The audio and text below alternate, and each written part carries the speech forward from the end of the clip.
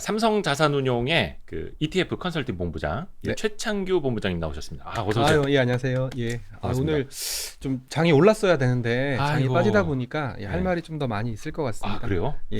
이럴 때 배워야죠. 네네. 이럴 때 배웁니다.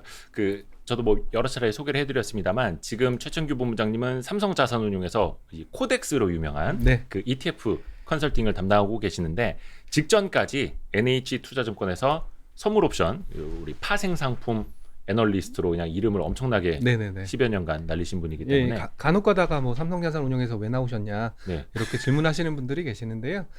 제가 뭐 회사는 떠났지만 네. 아무래도 뭐 머릿속에 남아 있는 지식이 네. 그대로 남아 있기 때문에 좀 이 여러 시청자분들한테 좀 알려드리려고 하고 있는 거고요. 그리고 뭐 가급적이면 ETF 매매하실 때 네. 코덱스를 좀 많이 매매해 주셨으면 좋겠다. 뭐 이런 마음에서 좀 출연을 하고 있습니다. ETF는 역시 코덱스 아닌가요? 네. 예.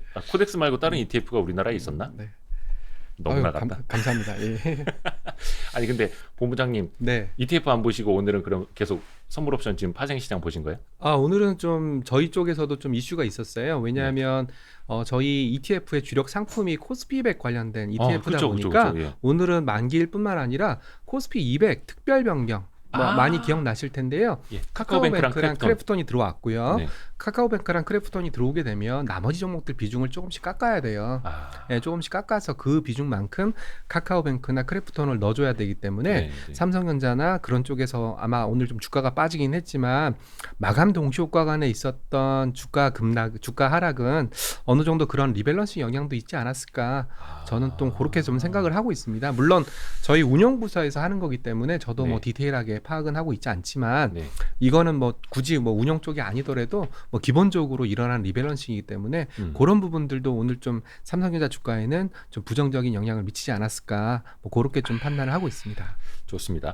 오늘 최창규 본부장님 통해서 일단은 선물 옵션에 대한 개념 정도는 갖고 계시는 분들 지식 수준 위에다가 왜 내 마녀의 날마다 이렇게 시장이 흔들리는 건지 왜 내 마녀의 날을 앞두고 계속 시장이 안 좋았던 건지 장중에는 동시만기에는 어떤 걸 좀 보면 좋은지 차근차근 하나하나 좀 배워가 볼게요. 일단은 요 본론 들어가기 전에 카카오뱅크 크래프톤 이야기를 하셨으니까 이제 9월 9일 장 마감 이후 코스피 200에 이제 특별 편입이 되는 거고 시총이 워낙 크니까 거기에다가 락앤락이랑 JW 생명과학이 빠졌네. 중해제약입니다. 중해제약. 그럴 뻔했다. 중해제약이 빠졌고 그러면 그들 종목 두 개만 빠진 게 아니라 다른 종목들도 비중이 조금씩 돼야 낮아졌죠. 되기 때문에 그 영향들은 좀 어떻게 시장에서 조금 감안을 해야 될지. 일단 뭐 저는 뭐 애널리스트 출신이니까 차근차근 좀 설명을 드리겠습니다. 제가 HTS가 되면은 좀 뭐 숫자도 좀 보면서 말씀드릴 수 있는데 제가 공인인증서로만 로그인 하다 보니까 아이디 로그인을 까먹고 시세 조회 전용 밑에 있잖아요. 한번 해보겠습니다. 시세 조회 전용이면은 공인인증서 없어도 로그인 되는데요. 그래서 저희가 쓰던 이제 노트북을 가지고 최창규 본부장님. 일단은 뭐 제가 뭐 막간을 이용해서 뭐 내 마녀의 날이라는 용어부터 좀 설명을 드리겠습니다. 내 마녀의 날, 마녀라는 표현은 한국에서 잘 안 쓰는 표현이지 않습니까? 당연히 미국에서 건너온 용어고요. 뭐 한국에서 만약에 이 용어가 생겼다면은 내 마녀의 날이 아니라 뭐 내 도깨비의 날, 아니면 내 뭐 처녀 귀신의 날, 뭐 이런 식의 표현을 썼겠죠. 위층이라는 표현은 미국에서 많이 쓰는 표현이니까 미국에서 가져온 용어고요. 미국이 파생 상품, 특히 주가지수 파생 상품의 근간이 되는 나라입니다. 참고로 한국에서 코스피 200 선물이나 옵션을 처음 세팅하신 분들도 시카고 선물거래소 CBOE라고 부르죠. 거기서 다 연수를 받으시고 그 제도를 가지고 와서 한국에서 코스피 200 선물, 코스피 200 옵션을 세팅을 한 겁니다. 그러다 보니까 그 용어가 오게 됐는데요. 내 마녀, 네 가지 파생 상품이 만기가 되는 날이다라고 해서 내 마녀라고 부르고 있는데요. 처음에 그 용어가 도입될 당시만 해도 내 마녀는 뭐 코스피 200 선물, 코스피 200 옵션, 그리고 개별 주식 선물, 개별 주식 옵션 요 네 가지 상품이 만기가 되다 보니까 내 마녀라고 부르게 된 겁니다. 참고로 현재 한국 시장에는 요 내 마녀 외에도요. 코스닥 150 선물, 그리고 미니 코스피 200 선물, 미니 코스피 200 옵션 등 다양한 파생 상품들이 등장을 했기 때문에 이 용어는 맞지 않는 용어입니다. 이제는 그럼 내 마녀가 아니라 아마 한 6마녀, 7마녀 뭐 요 정도 될 것 같습니다. 지금 3%가 30% 된 것처럼 네네네. 7마녀, 8마녀. 네네네네. 그래서 더 복잡해지네. 뭐 네. 위클리 옵션 이런 것도 있고. 그리고 또 36912를 기억하실 필요가 있는데요. 3692. 예, 앞서 설명드렸던 코스피백 옵션 그리고 코스피백 선물 같은 경우에는 과거에는 라지라는 이름을 붙이지 않았지만 네. 라지 코스피백 선물, 코스피백 옵션입니다. 정확하게는요.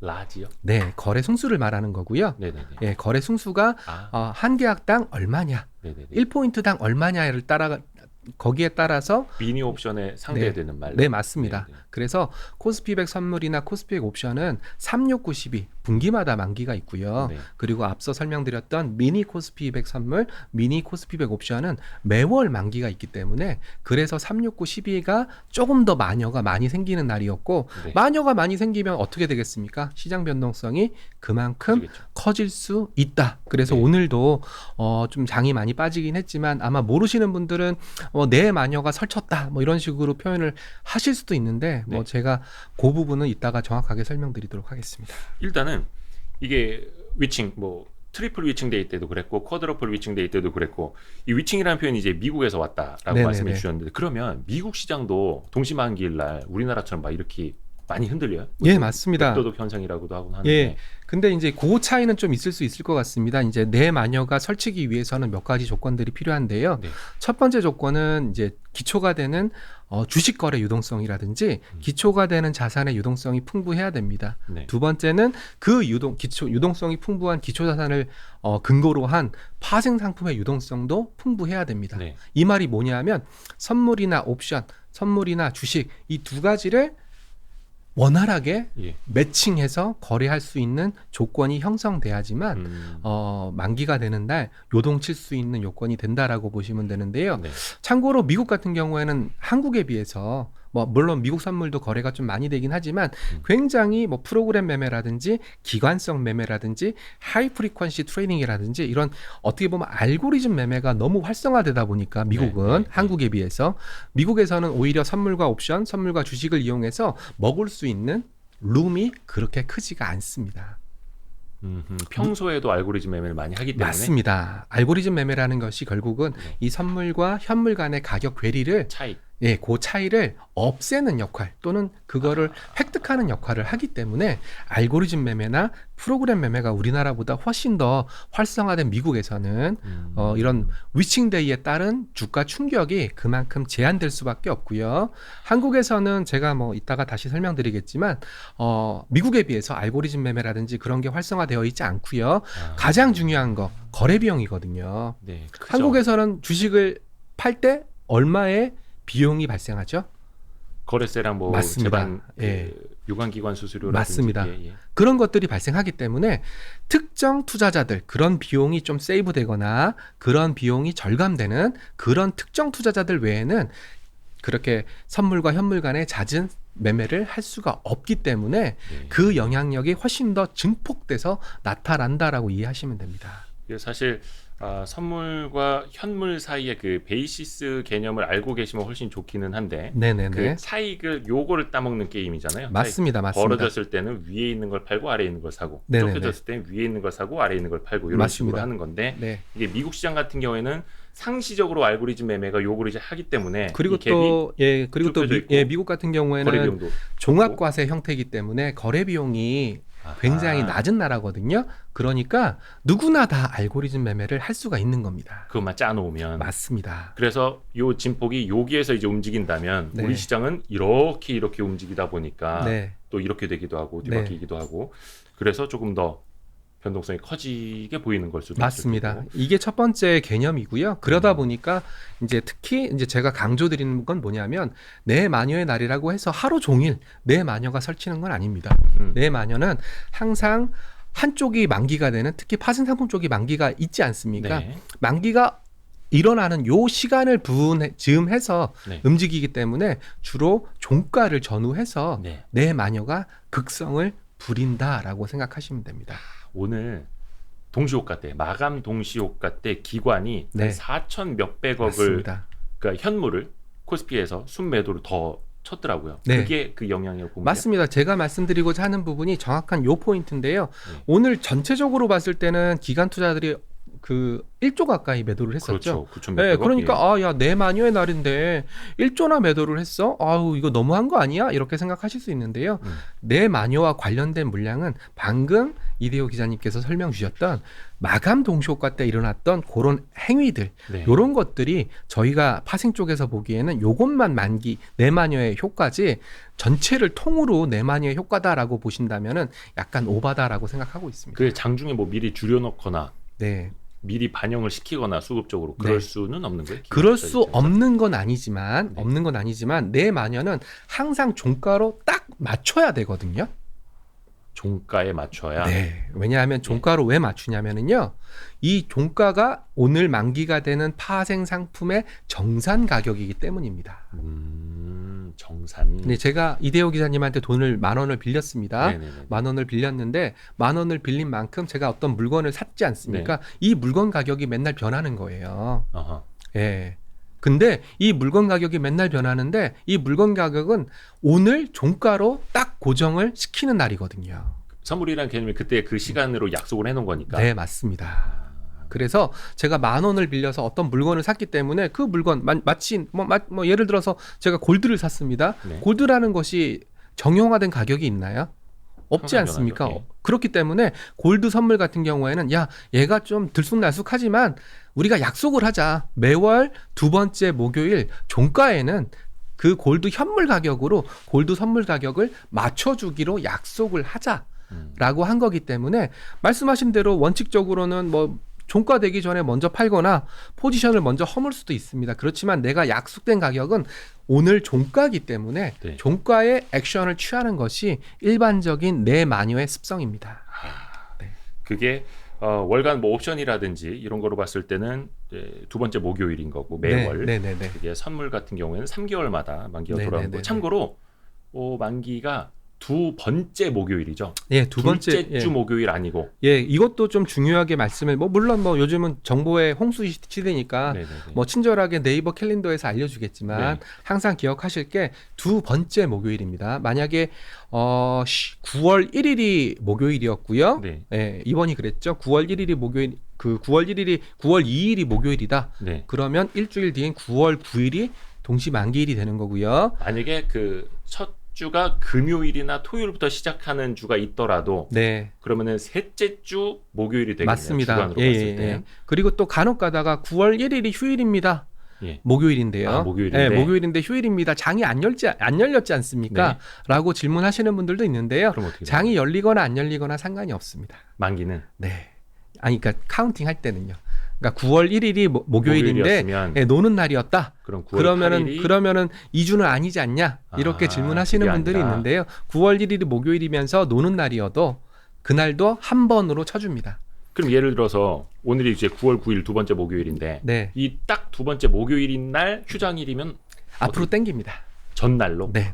수요일로 네. 하루를 네. 아, 그래서 경우에 따라서는 9월 만기 같은 경우에는요. 추석이 만기와 겹치는 경우도 있었습니다. 그럴 때는 9월 월요일이 만기가 되는 경우도 있습니다. 연휴의 직전 거래일. 네네네네. 아따 복잡하네요. 네. 저 왜냐면은 이거 예전에 제가 대박 실수한 적이 있어가지고 네네. 두 번째 목요일인데 네. 둘째 주 목요일이 그 만기일인 줄 알고 방송을 한 적이 있었어요. 네네. 그런 경우 왕왕 있습니다. 그래서 아주 그냥 개망신을 당했어요. 네네네. 그리고 또 간혹 가다가 아마 많이 현혹될 수 있는 용어 중에 하나가 뭐냐면은요. 옵션 만기다. 이런 얘기를 하시는 경우도 있어요. 네. 오늘은 9월이니까 동시만기다라고 표현을 하는데 다 만기였죠. 예. 10월 같은 경우, 11월 같은 네네네. 경우, 분기월이 아닌 경우에는 네. 옵션 만기다. 네. 이렇게 말씀하시는 분들이 계세요. 그거 왜 그러냐면은요. 과거에는 코스피 100 선물이 라지 선물 36912만 만기가 됐었지 않습니까? 네. 그러다 보니까 코스피 100 선물은 3월, 6월, 9월, 12월만 만기가 되다 보니까 그 3, 6, 9, 11을 제외한 나머지 만기를 코스피 100 선물 만기가 없었기 때문에 그냥 코스피 100 옵션만 만기가 되다 보니까 그냥 옵션 만기다 편하게 이렇게 표현하는 경우도 있었어요. 네. 근데 지금은 미니 코스피 100 선물이 매월 만기가 있기 때문에 이제는 10월 만기, 11월 만기를 옵션 만기예요라고 얘기하면은 너 잘못 알고 있어라고 한마디 해주시면은 이 친구가 파생 상품에 대해서 좀 아는구나라고 하실 수 있습니다. 그러면 미니 선물과 옵션 만기일이에요라고 해야 되는 거예요? 네네네. 너무 복잡한데? 네, 그래서 그냥 만기일이다라고 얘기하시면 될 것 같습니다. 뭐 대출 만기일도 아니고 뭐라고 네. 표현은 해야 될 것 같은데 그것도 뭐 제가 HTS를 좀 봐야 될 것 같은데요. 도저히 로그인이 안 되네요. 요것 좀 잠깐 봐주시겠어요? 왜 안 돼요? 예. 아니 주세요. 예. 어떻게?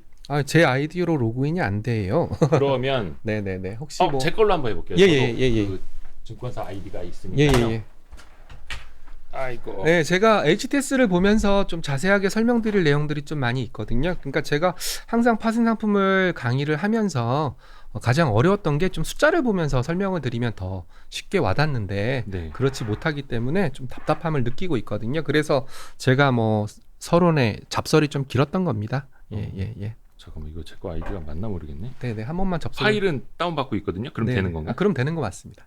됐다. 네네네. 야 이게 제가 쓰지도 않는 계절을 여기저기 열어놔가지고 이거 HDMI로 꽂아야 되니까요. 네네. 저 주시면 제가 꽂겠습니다. 근데 이런 게 왜 중요하냐면요. 이렇게 만기일이 있을 때는 솔직히 이런 기계적인 차익 거래가 청산 또는 설정을 선택할 수밖에 없거든요. 왜 그러냐면 아까 제가 골드의 얘기를 드렸던 것처럼 제가 이대호 기자님한테 돈을 빌린 거예요. 돈을 빌렸는데 그 돈 가지고 골드를 산 거예요. 골드 가격이 비트코인을 샀다라고 표현하면 좋겠네요. 비트코인을 사다 보니까 이 비트코인의 가격이 얼마로 제가 돈을 갚을 때 얼마로 정산을 해드려야 될지 아무도 모르는 거예요. 그러다 보니까 비트코인으로 돈을 빌렸으면은 어느 특정 날짜, 특정 시간에 비트코인 가격을 가지고 내가 네 돈을 갚아줄게. 이런 약속이 필요하거든요. 그거 뒤집어야 돼요. HDMI를. 우리 최창규 본부장님 바쁘시네요 오늘. 네. 삼성자산운용에 혹시 노트북이 없나요?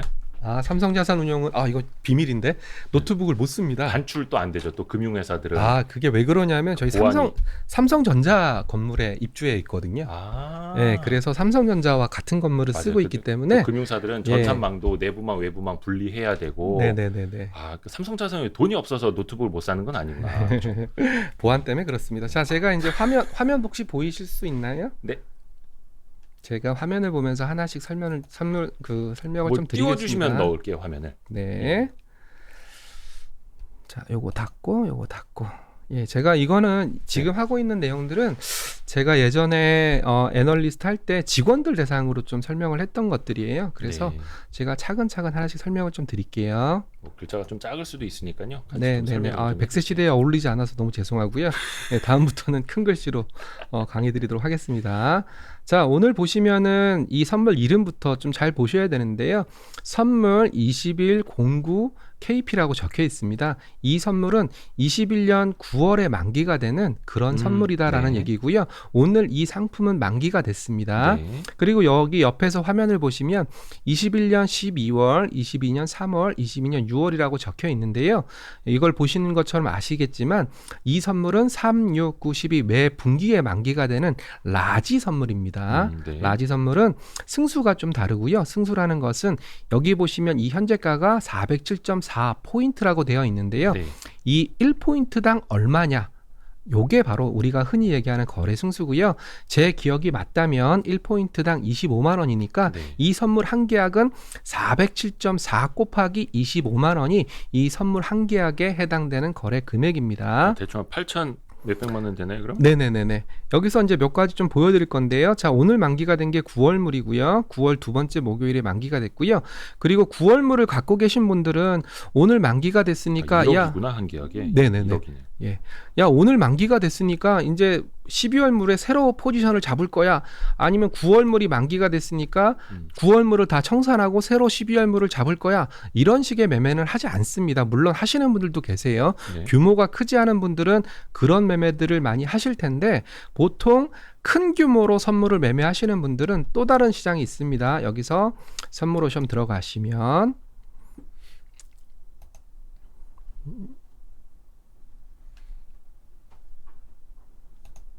지금 어떤 걸 찾고 계신 거예요? 예, 여기 보시면 스프레드라는 게 있습니다. 예, 이걸 설명드리기 위해서 스프레드를 거래해 버리면 되죠. 네네네. 이걸 설명드리기 위해서 긴 걸음을 했는데요. 이게 오늘 나타났던 만기 효과와 같이 일맥상통하는 부분이 있기 때문에 이 부분을 설명드릴 겁니다. 네. 스프레드라는 것은 근월물 포지션을 좀 크게 갖고 계신 투자자분들께서 좀 쉽게 다음 월물로 롤오버하기 위해서 만들어 놓은 시장이고요. 여기 보시면은 두 가지 화면이 있습니다. 9월물과 12월물 화면이 있는데요. 이 12월물에서 9월물 가격을 뺀 요 가격이 이 스프레드 가격이라고 생각하시면 됩니다. 네. 좀 어려우실 수 있으니까 그냥 차근차근 따라가시고요. 이 방송을 뭐 100번, 1000번 보시면은 돌려봐도 되니까. 예, 더 좋겠지만은 그냥 듣고 잊어버리시고 또 12월 아니면 다음 달 만기 때 또 와서 제가 또 설명드릴 테니까 제가 조금만 설명을 하면서 갈게요. 그러면은 스프레드라는 건 어떤 차이를 뜻하는 건데 맞습니다. 지금 차이는 근월물과 차월물에 대한 차이를 말씀해 주셨고 맞습니다. 근월물이라는 건 가장 가까이 있는 만기물. 그러니까 네. 지금 이제 9월물이 됐던 거죠. 네. 차월물은 그 다음번 만기가 오는 그게 이제 12월. 네네네. 차월물이면 뭐 내년 3월 만기물 맞습니다. 이렇게 되는 맞습니다. 거고 지금 이제 근월물과 차월물 즉 9월 만기와 12월 만기 선물의 그 차이가 스프레드. 맞습니다. 그렇죠. 그래서 요걸 팔고 요걸 이제 팔고 요걸 다시 사는 게 아니라 그냥 요 사이만 거래할 수 있는 스프레드라는 상품도 있다라고 네, 이제 말씀을 해주신 거고요. 상품이라기보다는 그 별도의 시장이 열려 있는 거고요. 예. 이 스프레드를 왜 설명드리냐면은 지금 이제 저희가 말씀드리고 있는 내용들은 일종의 메이저 투자자들이 주로 많이 하는 시장이기 때문에 그 사람들을 위해서 좀 편의성을 만들어 놓은 거고요. 자, 보시면 스프레드 가격이 어떻게 돼 있나요? 예, 마이너스가 되어 있습니다. 이거는 그 좀 약간 일어나기 좀 힘든 현상인데요. 스프레드가 마이너스다. 네, 마이너스라는 것은 멀리 있는 선물 12월물의 가격이 가까이 있는 선물 9월물의 가격보다 더 싸게 거래가 됐다라는 말이고요. 단도직입적으로 말씀드리면 선물이라는 것은 미래 가격에 대한 예측이고요. 그렇죠. 그리고 선물 가격은 이자 비용을 더하기 때문에 만기가 길면 길수록 비싼 게 비싸야 정상입니다. 이자 비용이 있을 거고 뭐 기회 비용도 있겠지만 예를 들어서 현물이다, 원유다 이런 보관 비용이라든지 맞습니다. 이런 게 들어간 게 상식적이어서 미래값이 비싸야 정상인데 지금 12월물은 9월물보다 더 쌌던 거예요? 맞습니다. 그런 현상이 일어난 겁니다. 자, 그러면 날짜별로 좀 볼게요. 어떤 식으로 스프레드가 이루어졌는지. 네.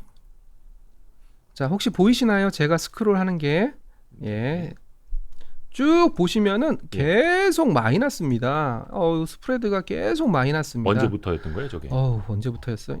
6월 만기부터 6월 만기부터 아니 멀리 있는 선물 12월물 가격이 왜 가까이 있는 9월물 가격보다 싸지? 이게 제 논리의 가장 시발점이었습니다.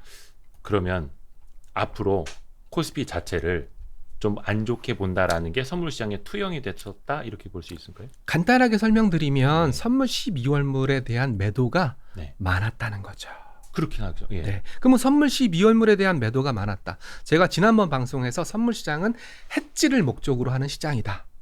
해지라는 것은 원래는 그렇게 태어났는데 주식 시장의 하락에 대한 방향성, 그 보험성 상품이거든요. 그렇죠. 주식은 갖고 있는데 이거를 팔았다 다시 사는 건 기회 비용도 있고 아까우니 그렇습니다. 선물을 좀 매도 포지션 잡아놓고 이렇게 좀 말 그대로 해지인데 이거 어떻게 설명을 해야 되지?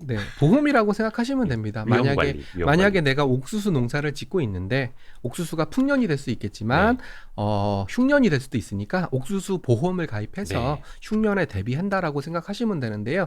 바로 이겁니다. 흉년에 대비를 하고 있다. 여기 보시면은 거래량이 터졌던 날들 중심으로 보시면 7월 23일 날 무려 7월 22일 날 마이너스 0.6포인트까지 낮은 가격으로 거래가 됐던 겁니다. 마이너스 0.6포인트. 네네네. 이 정도가 뭐 어느 정도 감이 안 오시겠지만 선물 시장에서 이 마이너스 0.6이라는 것은 굉장히 좀 하락에 대한 아니면 하방에 대한 강도가 좀 큰 거예요? 셌다라고 보시면 됩니다. 네. 계속 이런 현상이 일어났었고요. 아마 제가 뭐 방송을 여기 나와서 방송을 하게 됐던 때에도 아마 요때쯤이라고 생각하는데요. 8월 11일, 12일 이때쯤이라고 생각하는데 이때 제가 계속 이제 삼성자산 옮기고 나서 방송에 나와서 좀 시장이 좀 이상합니다. 좀 시장이 좀 방향성을 봤을 때는 아랫방향에 대한 배팅이 좀 센 것 같습니다라고 말씀드렸던 요 시점들이고요. 다행스럽게도 뭐 8월 25일, 26일을 클라이막스로 해서 조금씩 스프레드가 살아나기 시작했었고요. 실제로 뭐 8월 9일까지는 마이너스 0.5포인트, 오늘이었죠. 마이너스 0.5포인트까지 스프레드가 개선되기는 했지만 여전히 미래 가격이 현재 가격보다 싸게 거래되는 그런 현상이 일어나면서 어느 정도 시장 방향성으로 봤을 때 좀 아랫방향에 대한 시선들 아니면 아랫방향에 대한 하락 압력이 좀 강하지 않았나 저는 그렇게 좀 생각을 하고 있습니다. 지금 송시영 님이 저 스프레드도 이제 색깔이 있잖아요. 파란색, 빨간색. 그 무엇을 뜻하는 건지 똑같이 저것도 뭐 스프레드가 떨어질 때 파란색이고 올랐을 때 빨간색인지. 예, 맞습니다. 스프레드도 마찬가지 개념으로 보시면 됩니다. 야, 우리 송시영 굉장히 이런 것까지 또 깨알같이 궁금해하시고. 자, 이제 두 번째로 볼 것은 스프레드 가격을 통해서 어느 정도 미래 가격에 대해서 좀 약세였네. 좀 미래 가격에 대해서 좀 안 좋았네. 이런 느낌을 좀 받으셨을 거고요. 제가 하나만 더 말씀드릴게요. 이거 선물 12월물인데 여기서 자세히 보시면은요. 여기 혹시 보이시나요? 여기 뭐라고 적혀 있나요? 여기 핸드폰을 가로로 해놓으면 아마 보일 거예요. 혹시 잘 안 보이실 수도 있는데 제가 좀 읽어드릴게요. 왼쪽 위에. 배당액 지수입니다. 배당액 지수. 배당액 지수 아마 선물 매매하시는 분들 아니라면은 거의 안 보실 것 같은데요. 왜 배당액 지수라는 놈이 등장하게 됐냐면요. 선물을 보유하게 될 경우에는 주식을 보유할 때와 틀리게 배당을 받을 수가 없습니다. 그렇죠. 그래서 배당액 지수만큼 선물 이론가를 계산할 때는 디스카운트를 치고 계산합니다. 차감을 해야 오차가 안 생기니까. 자, 그럼 다시 스프레드로 되돌아갔을 때 이 배당액 지수 즉 9월은 9월 분기 배당이 있습니다. 9월 분기 배당이 엄청나게 커질 거다. 분기 배당을 많이 줄 거다라고 한다면 방금 말씀드렸던 것처럼 스프레드가 마이너스를 갈 수가 있습니다. 왜냐하면 배당을 차감해서 계산하기 때문에. 그리고 이 배당이라는 게 9월 말까지 돼봐야 알 수 있거든요. 그러면은 그 차감이 9월물에 생기는 거예요? 12월물에 생기는 거예요? 9월물은 두 번째 만기가 되기 때문에 두 번째 주에 9월 마지막 날까지 안 갖고 있지 않습니까? 그렇기 때문에 12월물에서 차감이 생기는 겁니다. 그러니까 9월에 분기 배당을 주는 건 9월물에 배당액 지수가 차감이 되는 게 아니라 작은 얼물인 12월물에서 배당액 지수만큼을 차감을 해버리는. 오늘 방송 보시는 분들은 이것만 아셔도 오늘은 성공하셨다라고 생각하시면 되고요. 자, 그렇다면은 뭐 내년 3월물 같은 경우 보시면은요, 잠깐 볼게요. 왜냐하면 우리나라에서는 주로 12월 연말 배당이 크기 때문에 22년 3월물 같은 경우에는 숫자가 혹시 얼마가 나오는지 보시는지 모르겠는데 4.6이 나옵니다. 4.6. 12월물 같은 경우에는 9월 분기 배당이기 때문에 0.59포인트 정도 차감해서 디스카운트 돼서 이론가가 계산이 되는 반면에 2022년 3월물 같은 경우에는 무려 4.6포인트 아마 지금 지수가 코스피 200 기준으로 400포인트대니까 1% 이상의 배당 수익률이 뭐 차감이 된다라고 생각하시면 됩니다. 대부분 이제 연간 결산 배당이 많을 테니까. 맞습니다. 그래서 이제 간혹 가다가 이제 제가 뭐 나중에 12월 달에도 방송을 좀 드릴 건데요. 좋습니다. 이때는 고정. 이때는 당연히 마이너스 가격이 크게 나올 겁니다. 지금은 마이너스 0.05, 뭐 얼마 마이너스 안 됐네. 분기 배당이니까. 뭐 이렇게 생각하실 수도 있지만 분기 배당이 작고 그렇지만 작은 분기 배당임에도 불구하고 마이너스를 기록했다는 것은 좀 하락 압력. 뭐 12월물에 대한 하락 압력이 됐던 좀 한국 시장에 대한 하락 압력이 됐건 아니면 오늘 홍콩 증시가 좀 많이 빠졌지 않습니까? 그러면 홍콩 증시에 대한 해치성 선물 매도가 들어왔을 수도 있거든요. 그렇기 때문에 이런 걸 통해서 시장 분위기를 좀 읽으시는 게 좋을 것 같습니다. 그러니까 배당액 지수를 감안하고도 차 근월물이 근월물보다 더 아래에 있으면 그거는 하방으로 보는 게 맞다. 그렇습니다. 요것만 기억하시면 됩니다. 그렇죠. 이런 내용들은 뭐 어디서 채팅창이 난리가 났습니다. 한울님이 난 틀렸어. 대주주님이 실패해버렸다. 사랑난조님이 어려워요. 송시영님도 실패. 성찌님이 와 대박이다 복습해야겠다. 자, 사실 선물 없이 어렵죠. 그러니까 이제 내 마녀의 날을 괜히 뭐 마녀의 날 오늘 시황 보시면은요 내 마녀가 심술 부렸다 끝. 도대체 어떻게 심술을 부렸냐 이거죠. 사실 그거 기사 텍스트로 봐도 어려워요. 이해 잘 안 갑니다. 그리고 여러분 그 잘 아셔야 될 게 최창규 본부장님이 원래 기자들한테 이렇게 친절하지가 않습니다. 네, 맞습니다. 네. 말씀도 지금 말씀하신 속도보다 1.5배에서 2배속 되게 빨라요. 그리고 네네네. 아셨죠? 이렇게 어떻게 하지? 아시죠? 이렇게 되고 이렇게 됩니다. 그러면 기자들도 통화하면서 노트 받아 적다가 못 적어요. 네네네. 그래서 상당히 천천히 말씀해 주시는 건데. 그러니까 제가 너무 답답한 게 제발 내 마녀가 심술을 부렸다 끝. 이거는 너무 무책임한 기사지 않냐. 내 마녀가 도대체 어떻게 심술을 부렸냐. 그리고 어떤 메커니즘에 의거해서 심술을 부렸기 때문에 다음번 만기 때는 조심해야지. 또는 다음번 만기 때는 네. 이런 데이터를 본다면 내 마녀가 어떤 방향으로 심술을 부릴지 대충이라도 예상을 해야 우리처럼 주식을 하시는 분들이 좀 피해갈 수 있거나 아니면 좀 공부를 할 수 있지 않습니까? 자, 그거 이야기해보죠. 그러면 일단은 대략적인 개념은 잡았으니까 네. 이제 저도 뭐 증권부 이제 저기 출입할 때 많이 여쭤봤습니다만 대충 오전이나 오후에 한 번씩 파생 담당 애널리스트 분들한테 전화를 합니다. 자, 오늘 만기일 매도 예상 물량이 얼마 정도로 예상이 되나요? 라고 파생 담당 애널리스트한테 물어보죠. 그러면 대충 뭐 한 동시호가 때 한 1,000억, 2,000억 예상됩니다. 이런 이야기를 해주는데 오늘은 아까도 기관이 한 4,200억인가요? 네네. 동시호가 때 더 던졌습니다. 네. 그거를 어떻게 예측을 하는지를 좀 보여주시면 이거 너무 안드로메다로 갈라가요. 아마 뭐 못 쫓아오실 수도 있을 것 같은데요. 제가 최대한 쉽게 설명드리겠습니다. 사실 저도 이거 뭐 한 10년째 듣고도 모르는 건데 이거를 지금 방송으로 하자니. 예. 자, 오늘은 계속 한 가지만 생각하셔야 돼요. 오늘은 만기가 되는 상품이 있다. 네. 만기가 되는 상품이 뭐 주로 주가지수 선물이나 옵션이었겠죠. 그러면 기초가 되는 건 주식입니다. 주식. 네. 둘이는 항상 죽고 못 사는 원앙입니다. 그렇죠. 네. 근데 오늘 누가 만기가 됐죠? 선물. 그러면 선물이 만기됐기 때문에 누가 남았죠? 현물. 그러니까 이 현물을 없애버리는 겁니다. 없어요? 예. 왜냐하면 죽고 못 사니까. 얘가 없는데 선물이 없으니까 선물 포지션이 없으니까 주식 포지션도 남겨두면 안 되죠. 아, 포지션. 네네. 저는 또 코스피 200을 없앤다 그러는 줄 알고 깜짝 놀랐네. 예. 포지션. 그러니까 기존에 매수든 매도든 잡아놨던 자신들의 포지션, 배팅을 다 같이 이제 지워야 된다. 네, 맞습니다. 그 지우는 시간은 제가 몇 번 강조드렸던 것처럼 종가, 종가에 정산하도록 되어 있으니까. 그래서 마감 동시효과 때 지운다라고 생각하시면 되고요. 그거를 우리가 이제 흔히 쓰는 미결제 약정. 맞습니다. 이걸 이제 결제한다 혹은 청산한다. 이렇게 표현하면 맞겠죠? 네, 정확하신 표현이고요. 선물하면 다시 한번 보여드릴게요. 자, 여기 보시면 아마 안 보셨을 거예요. 현재가라는 거, 등락률, 코스피 200. 코스피 200이 왜 있냐면 이 선물의 기초, 엄마 아빠가 되는 죽고 못 사는 애가 바로 코스피 200이란 놈이고요. 그래서 제가 방송에서 이 코스피 200은 뭐고요? 카카오뱅크나 크래프톤이 이 코스피 200에 들어가고요. 이 코스피 200을 기초로 한 ETF나 뭐 이런 것들이 저희 삼성자산운용의 주력 상품입니다. 그래서 제가 이렇게 쭈르륵 설명을 드리고 있는 거예요. 자, 보시는 바와 같이 오늘은 407.28로 끝났는데 선물 가격은 407.40.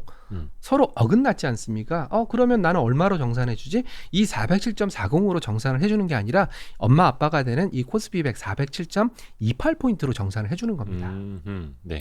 종가는 407.4로 끝났다고 할지라도 이때 포지션을 갖고 있었던 투자자들은 407.28로 정산을 해주는 겁니다. 그러니까 내가 잡아놨던 내가 선물 뭐 매도를 했건 매수를 했건 그게 현재 코스피 200 가격에 비해서 내가 뭐 이득을 취하느냐, 손실을 보느냐 이렇게 되는 거죠.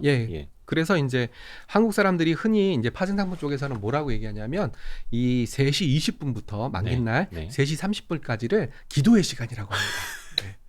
그러니까 내가 예를 들어서 407포인트에 매도를 걸어놨어. 그러면은 좀 비싸게 팔아야 되는 거잖아요. 그럼 코스피가 한 405가 되면은 2포인트만큼을 먹는 거고, 맞습니다. 50만 원을 버는 거고, 위로 올라가 버리면 위로 올라가면 그만큼 손해를 보는 깨지는 거죠. 거고, 그렇죠. 내가 매도 포지션 잡아놨으면 코스피가 떨어져야 좋은 거고, 매수 포지션 잡아놨으면 코스피가 올라가야 좋은 거고. 네, 그거고요. 여기 시간을 잠깐 봐주시면은요, 시간 혹시 보이시나요? 만기날 코스피 100 선물은 3시 20분까지밖에 거래가 안 됩니다. 3시 20분까지. 3시 먼저 끝나버리죠. 3시 20분에 먼저 끝나고요. 그리고 코스피 200 종가는 몇 시에 나올까요? 3시 30분에 나오거든요. 그래서 제가 아까 우스갯소리로 3시 20분에 매매가 끝나니까 이때까지 포지션을 청산하지 않은 파생 트레이더 같은 경우에는 10분 동안 엄청나게 간절하게 기도를 하겠죠. 그래서 이제 이런 기도를 방지하기 위해서 네. 예전에는 사전 공시라는 걸 만들었었어요. 그 지금도 있어요? 지금 없습니다. 없어졌어요? 예, 없어졌습니다. 오. 이 사전 공시가 뭐냐면은요, 내가 종가에 얼마만큼 던질 거야, 또는 얼마만큼 살 거야, 종가에 팔 거야. 얼마만큼 살 거야를 공시하게 돼 있었어요. 그래서 금융투자협회 데이터가 나왔었죠. 네, 나왔었습니다. 그래서 HTS에서 나왔었고. 네네네. 그 사전공시 제도가 왜 없어졌어요? 아무래도 외국인 투자자들 쪽에서 야, 이렇게 정보를 공시하고 내가 얼마를 살 건지 아니면 얼마를 팔 건지를 공시하는 게 불합리하다. 이거는 국제법상 맞지 않다. 왜 패를 보여주고 내가 네네네네. 게임을 해야 되느냐? 네네네. 그런 컴플레임이 들어왔기 때문에 없앤 거라고 저는 알고 있습니다. 그러니까 그것도 사전공시 제도가 만들어진 것도 사실은 몇 년 안 됐었는데. 그렇죠, 그렇죠. 만들어 놓고 예, 다시 예. 없앴구나. 자, 없앤 건 몰랐네. 그래서 이제 여기서 보시면은 밑에 요걸 설명하기 위해서 좀 긴 걸음 왔는데요. 미결제 약정이라는 게 있습니다. 미결제 약정이라는 것은 내가 선물 매수 또는 선물 매도를 청산하지 않고 그대로 들고 있는 약정인데요. 아마 여기 마이너스 94,000 계약이라고 적혀 있으니까 아마 어제까지는 94,000 계약에 해당되는 선물 투자자들이 포지션을 남겨놨다. 이렇게 생각하시면 되고요. 그러면 이 94,000 계약들 중에서 얼마가 12월물로 넘어갔냐? 딱 클릭하셔가지고 보시면은 벌써 25만 계약이 미결제 약정으로 남아 있거든요. 네. 벌써 25만 계약에 해당되는 플레이어들이 선물 9월물에서 선물 12월물로 포지션을 넘겼거나 새로 선물 12월물로 포지션을 잡았거나 이렇게 생각하시면 됩니다. 매수 혹은 매도 포지션을 잡았다. 그러니까 네. 9월물은 뭐 당연히 만기니까 이제 없어지는 거고. 네, 그래서 저희는 이제 만기 매물 잠깐 질문 주셨는데요. 만기 매물은 주로 여기서 남아있는 요 포지션을 기준으로 추정을 많이 하거든요. 그러니까 12월물로 넘어갔다라는 말은 오늘 청산하지 않겠다. 누구를? 파생 상품 쪽을 청산하지 않겠다라는 의미고요. 네. 얘를 청산하지 않으면 주식을 코스피백을 청산할 필요가 없겠죠. 둘은 항상 쌍으로 움직여야 되니까. 그럼 결국은 많이 넘어가면 많이 넘어갈수록 충격은 덜한 거고요. 아하. 덜 넘어가면 덜 넘어갈수록 네. 충격은 세다라는 겁니다.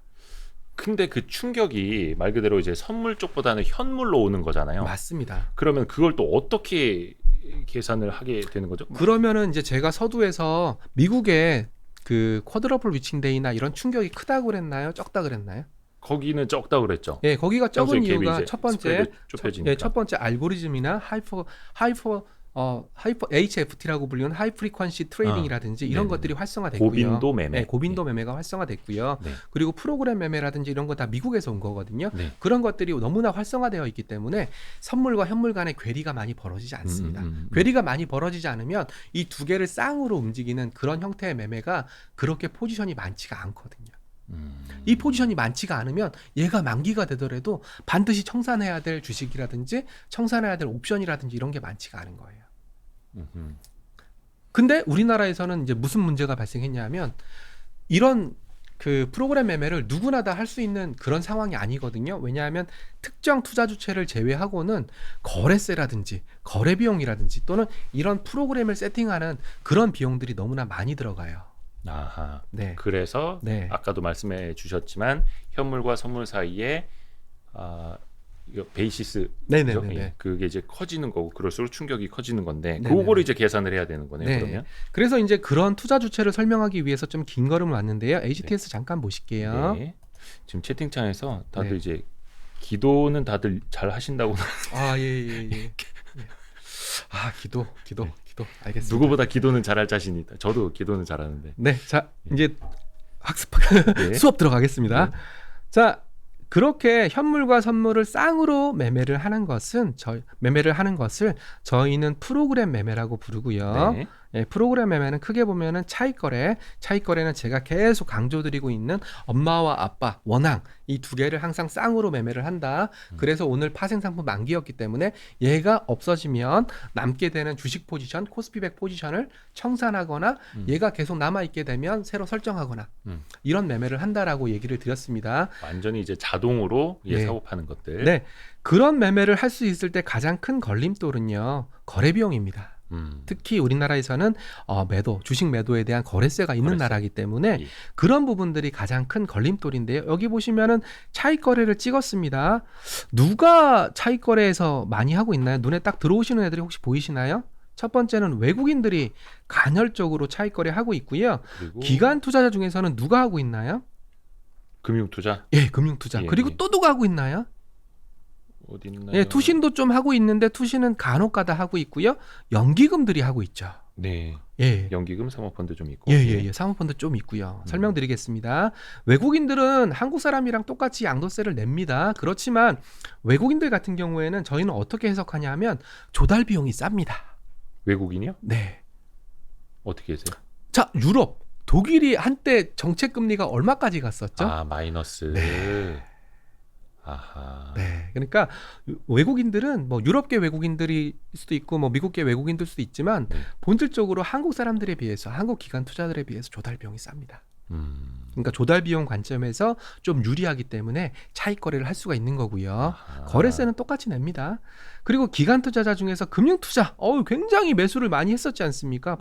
보이시죠? 다 빨간색은 매수입니다. 파란색은 매도고요. 네. 예, 금융 투자 중에서 금융 투자는 왜 이렇게 차익 거래를 활발하게 할까? 예, 그 금융 투자는 아마 뭐 신문을 보신 분들은 기억나실 텐데요. 네.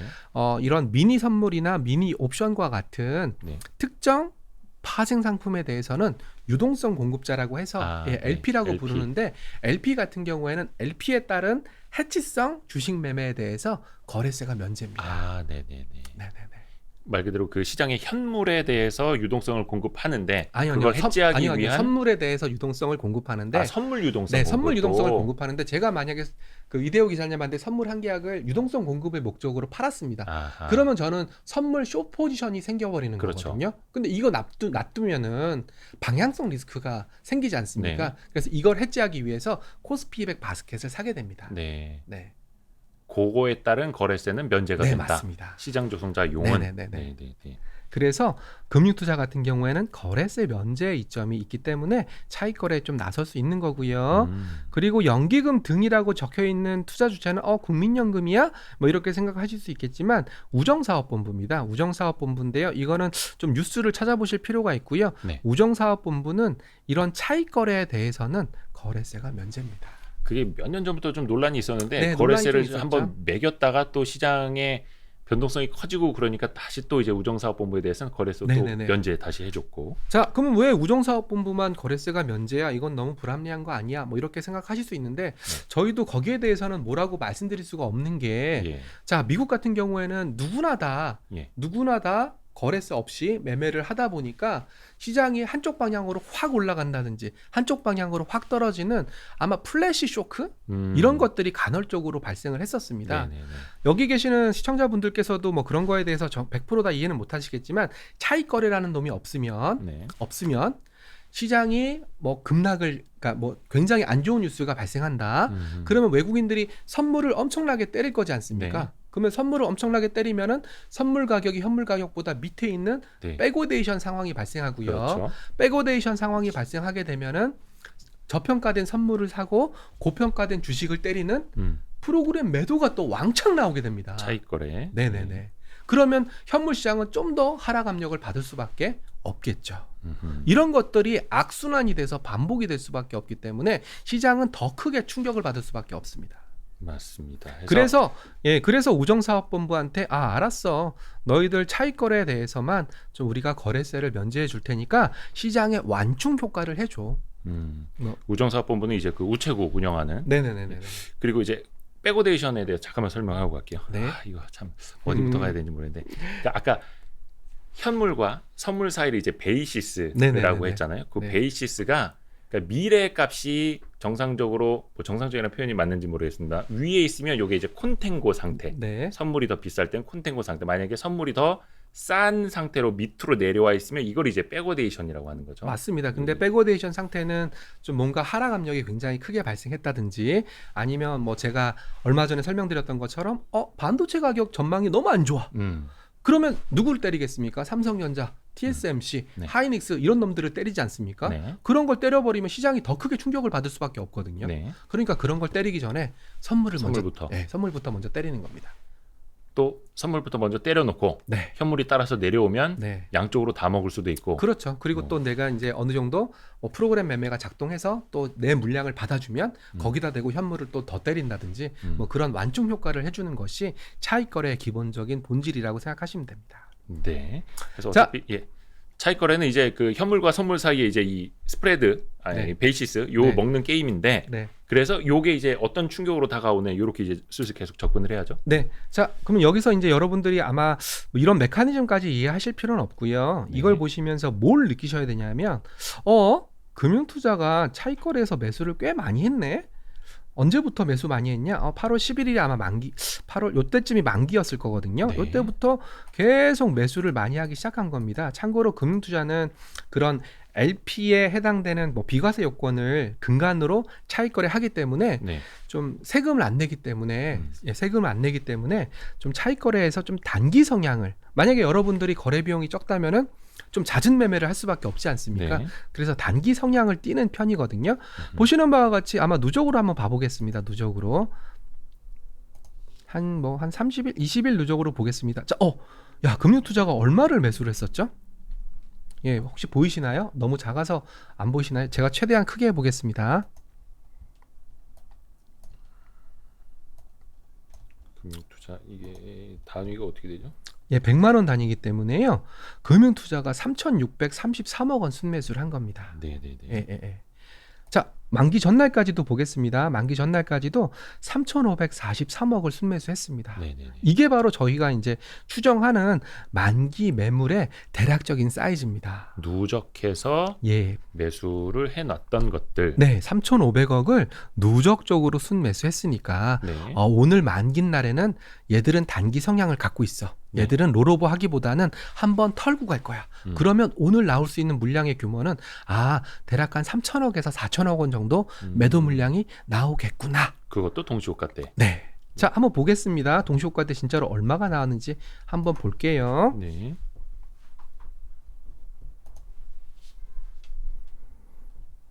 자, 오늘 코스피인데요. 자, 6시 3분 기준으로 보겠습니다.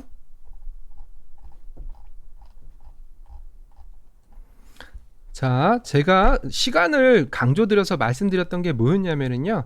3시 20분까지 요때 선물, 만기가 되는 선물 매매가 가능하고요. 선물 거래가 먼저 끝나고. 조그만해서 안 보실 텐데 이때까지만 해도 금융투자는 4,200억 현물 순매도였는데요. 네. 예, 종가 3시 30분입니다. 네. 예, 9,400억이니까 대략 얼마 현물 매도가 나왔죠?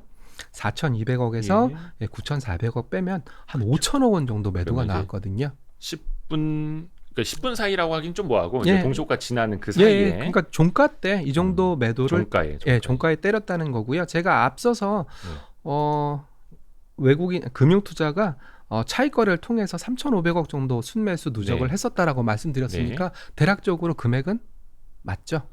그 외국인은요? 그럼 외국인도 그 동시효과 때 그렇게 플레이를 하지 않나요? 근데 외국인들은 저희가 설명하기가 좀 어려운 게 외국인들은 일단 차익 거래로 설명드리면 차익 매도를 얼마 하지 않았어요. 얼마 거의 뭐 734억이니까 9월 8일 기준으로. 그러니까 얘들은 거의 뭐 차익 거래 쪽에서는 크게 움직이지 않았다. 그러니까 얘들은 오늘 만기 때 뭐 던질 만한 물량이나 그치만 약간 매도였기 때문에 얘들은 좀 살 수 있었을 것 같다라는 생각을 좀 했었고요.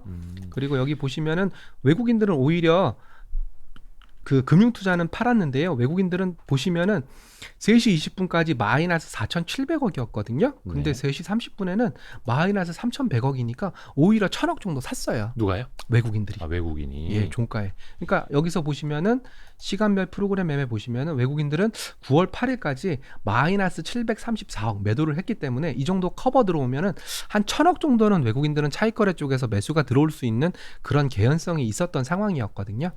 예, 이거 보시면은 대략적으로 오늘 만기 날 좀 금융투자 쪽에서 차익 거래로 매수를 좀 많이 했었기 때문에 금융투자 쪽에서는 좀 매도가 나올 수 있었겠구나 이렇게 예상을 할 수 있었고, 금액 규모는 뭐 제가 대략적으로 말씀드리는 거지만 차익 거래에서 8월 만기 이후에 3천억 원 이상을 순매수했기 때문에 요거를 그대로 다 던진다라고 가정을 한다면 종가에는 3천억에서 한 4천억 정도 매도가 나올 수 있었겠구나, 저희는 그렇게 좀 판단을 하고 있는 겁니다.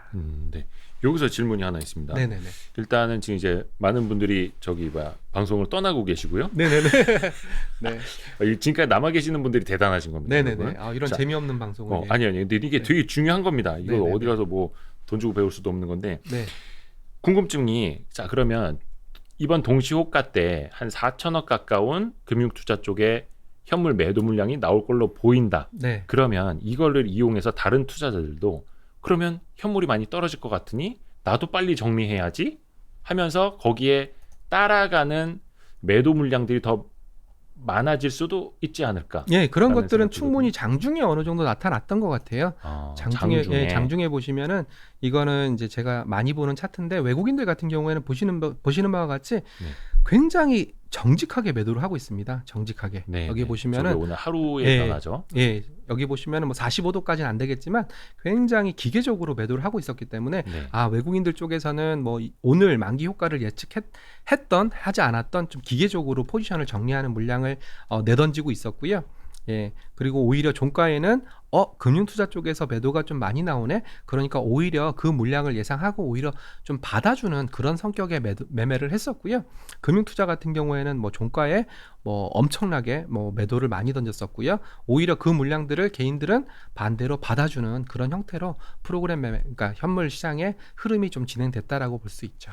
저기 뒷부분에 그 계단처럼 보이는 거는 말 그대로 이제 동시호가. 예, 그러니까 제가 지나면서? 트리플 위칭데이 아니면 쿼드러플 위칭데이 아니면 뭐 여섯 마녀의 날이라고 불렀던 요 부분이 이제 오늘 일어났던 마녀가 관여했던 그런 형태고요. 요 부분을 제외한 나머지 것들은 오늘 뭐 홍콩 증시가 급락을 했다든지 아니면 네이버 카카오가 좀 시장의 투자 심리를 위축시켰다든지 그런 부분들이 복합적으로 작용한 거지. 오늘 내마녀와 관련된 부분은 요 3시 20분부터 3시 40분까지 발생했던 내용이라고 보시면 될 것 같습니다. 지금 김수진 님이 나만 어려운 것 아니어서 다행이다라고 말씀하셨습니다. 다시 동질감을 많이 느낄 수 있는 와이스트릿 9월 9일 선물 옵션 동시만기일 방송이고요. 네. 그러면 그것도 맞는 말인지 모르겠네. 동시호가 때 이런 매도 물량들이 확 나와서 지수나 아니면 그 지수 안에 이제 담겨져 있는 종목들이 확 밀릴 수는 있는데 이게 그러면 바로 다음날 회복이 되는 거냐? 어떻게 봐야 돼요? 일단은 굉장히 좋은 질문이신데요. 자, 차익거래 좀 볼게요. 이게 진짜 동시호가 때만 나타나고 끝나는 이벤트냐 이것도 봐야 되잖아요. 지속적으로. 제가 제일 많이 있는 질문 중에 하나예요. 그래서 그거를 좀 말씀드릴게요. 누적으로 안 보고 그냥 스크롤로 쭉 보겠습니다. 좀 길게 볼게요. 금융투자만 보세요. 금융투자는 비과세라는 혜택을 이용해서 차익 거래를 하는 좀 단기적인 성향을 갖고 있는 차익 거래 플레이어입니다. 자, 여기 1월 달부터 볼게요. 계속 매도죠. 계속 매도죠. 매도 찍힙니다. 매도 찍히다가 이때까지 계속 매도가 찍히다가 계속 매도가 찍힙니다. 여기서 매도가 찍힌다는 것은 그만큼 베이시스가 안 좋았다라는 의미가 될 수도 있고요. 베이시스가 안 좋았던 만큼 뭐 시장 상황이랑 연동될 수밖에 없는 부분들입니다. 매도가 찍히고요. 또 이럴 때는 또 매수가 찍히고요. 이때부터는 또 매수가 찍히기 시작합니다. 매수가 저땐 베이시스가 좀 좋았었나 보네요. 매수가 찍기 시작하고 여기서도 매수가 여기서 3,300 뭐 330억, 250억 매수가 찍기 시작하고 또 이때부터는 또 매수가 찍히기 시작합니다. 제가 무슨 말씀을 드리려고 하냐면 이런 차익 거래는 사이클이 있다는 겁니다. 사이클. 들어오면 나간다. 나가면 들어온다. 그렇죠. 청산 또 해야 되니까. 그러니까 지금 상황에서는 여러분들은 굉장히 마음이 아프실 거예요. 왜냐하면 대규모 매도 물량이 나오면서 가뜩이나 마음이 우울한데 프로그램 매매 쪽에서도 매도가 나오면서 마음이 굉장히 우울하실 거예요. 그렇지만 오늘 아픈 것은 오히려 큰 짐을 덜었기 때문에 다시 들어올 수 있는 여력이 생겼다라고 보시면 돼요. 그리고 사실 또 베이시스 따라서 다니는 거기 또 하고. 그렇기 때문에 오늘 뭐 많이 나왔기 때문에 저는 이렇게 설명드려요. 많이 나온 만큼 기뻐해야 된다. 어차피 맞을 매였다. 또 다시 그게 들어온다. 네, 맞습니다. 그래서 뭐 오늘 저는 뭐 오늘 같은 날 가급적이면 많이 나오면 많이 나올수록 좋다라고 생각을 했던 입장입니다. 그리고 또 그런 의문들 있잖아요. 예를 들어서 우리는 흔히들 이제 외국인 상대로 이야기를 하는데 금융투자는 참 그 증권사입니다. 대부분 이제 증권사가 이제 금융투자라고 부르면 되겠고, 외국인들이 매도 포지션을 많이 구축해 놨기 때문에 현물도 밀어버리려고 한다. 네. 그렇게 해서 수익을 많이 내려고 한다라고들 생각을 하잖아요. 네네네. 그건 맞는 말인가요? 아니요, 틀린 말입니다. 아, 그래요? 예, 그런 짓은 하지 그러니까 않습니다. 예를 들어서 선물로 많이 이제 매도 포지션 잡아놓고 네. 현물을 많이 그냥 막 매도해가지고 네. 현물에 그 선물에서도 수익이 나고 막 이런 네. 식으로. 네, 그렇게 하진 않습니다. 아, 그래요? 예. 잠깐만요, 제가 좀 보여드릴게요. 네. 이거 선물이고요. 선물을 보실 때는 항상 왜냐면 또 이게 음모론 좋아하시는 분들은 예. 이렇게 생각하실 수가 있기 때문에, 이 외국인 이놈들 매도 포지션 많이 잡아놨기 때문에 예. 현물 팔아서 차익 실현도 하면서 네. 선물로도 먹으려고 한다. 네네. 네. 아닙니다. 여기 보시면은 뭐 외국인들 빨간색 좀 많이 보이실 텐데요. 외국인들 선물 쪽에서는 그렇게 뭐 매도로 밀어내릴 만큼 예. 선물 매도 포지션이 많지 않았고요. 그리고 제가 서두에서 말씀드렸던 이 스프레드라는 시장에서 외국인들은 어떤 식으로 롤오버 했었냐면 매수 롤오버를 많이 했었습니다. 네, 매수 롤오버 많이 했었고, 실제로 선물 시장 쪽에서도 뭐 그렇게 뭐 눈에 띌만한 뭐 매도 포지션, 여기 보시면 뭐 만 계약 매도하기도 했었지만 바로 또 7천 계약, 6천 계약, 3천 계약 또 순매수 했었거든요. 그리고 최근 같은 경우 8월 3일, 8월 4일 같은 경우에는 14,000 계약, 12,000 계약 또 순매수를 했었기 때문에 네. 뭐 전반적으로 뭐 외국인들이 오늘 같은 시장을 만들기 위해서 선물 매도를 먼저 쳐놓고 뭐 현물 매도를 했다, 이렇게 보실 수는 없고요. 그리고 또 다른 증거가 뭐냐면, 만약에 그렇게 매매를 했다면 예, 오늘 같은 날 그 외국인은 대부분 어찌됐든 간에 해지 수요가 절대적으로 많다. 네, 맞습니다. 아, 이렇게 보면 되나요? 예. 그래서 오늘 같은 날도 뭐 시간대로 보면은, 만약에 외국인들이 정말 시장을 밀어버리고 싶었다, 그러면은 여기 보시면은 제가 아까 증거로 말씀드렸던 게 3시 20분까지 마이너스 4,767억이었는데요. 예. 66억이었는데 오히려 종가 때는 1,500억 정도를 샀거든요. 네. 만약에 밀어버릴 생각이었다면 종가에 살 이유가 하나도 없었겠죠. 오히려 오늘 같은 날 종가에 더 1,500억만큼 더 때렸으면 훨씬 더 많이 밀렸겠죠. 네, 그렇기 때문에 외국인들도 뭐 말씀하신 것처럼 뭐 선물 매도를 먼저 잡아놓고 밀어버린다든지 그런 매매 하지 않고요. 우리나라 금융시장이나 금융감독 당국이 그렇게 허술하지 않습니다. 그래서 저도 많이 질문을 받았어요. 뭐 외국인들이 뭐 풋옵션을 많이 산다, 그러면 장 밀려고 하는 거 아니냐? 네. 콜옵션 많이 샀다, 장 올리려고 하는 거 아니냐? 예, 그런 질문도 많이 받는데 그런 거에 대한 증거를 찾기가 굉장히 어렵습니다. 증거. 그렇죠. 그러니까 추론도 가능하고 뭐 음모론도 가능은 하지만 그걸 객관적으로 그렇게 단언할 수는 없다. 네, 그리고 또 그렇게 움직이려면은 굉장히 큰 규모로 현물 매매를 해야 되거든요. 최소한 조 단위 이상으로 현물 매매를 해야 되기 때문에 그럴 만한, 그렇게 뭐 현물 매매를 크게 할 만한 외국계 뭐 헤지 펀드나 액티브 펀드들도 많지 않습니다. 그래서 저는 제가 좋아하는 건 뭐냐면, 오히려 외국도 우리나라처럼 뭐 패시브, 즉 ETF 쪽에서 움직임이 많기 때문에, 뭐 예를 들어 이머징 마켓 ETF라든지 뭐 이런 쪽에서 돈이 들어온다, 또는 환매가 있다, 이런 것들이 더 큰 영향을 미칠 가능성이 높다라고 보고 있습니다.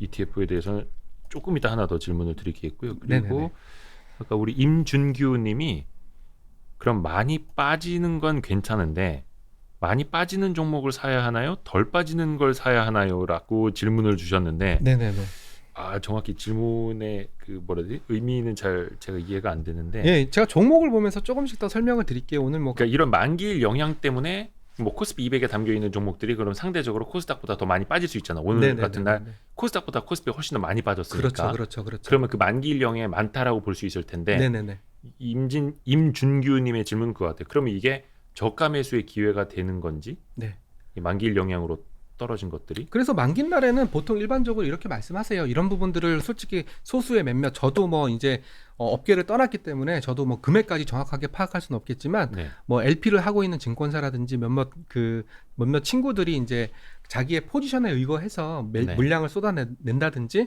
그런 매매를 하는 거기 때문에 저도 뭐 정확하게 금액을 추정하기는 어려워요. 그렇지만 하나만 볼게요. 지금 유캔님이 최창규 본부장님 강의 정말 좋아요, 최고. 자, 여기서 보시면 카카오뱅크입니다. 카카오뱅크는 오늘 종가로 코스피 100에 편입이 됐고요.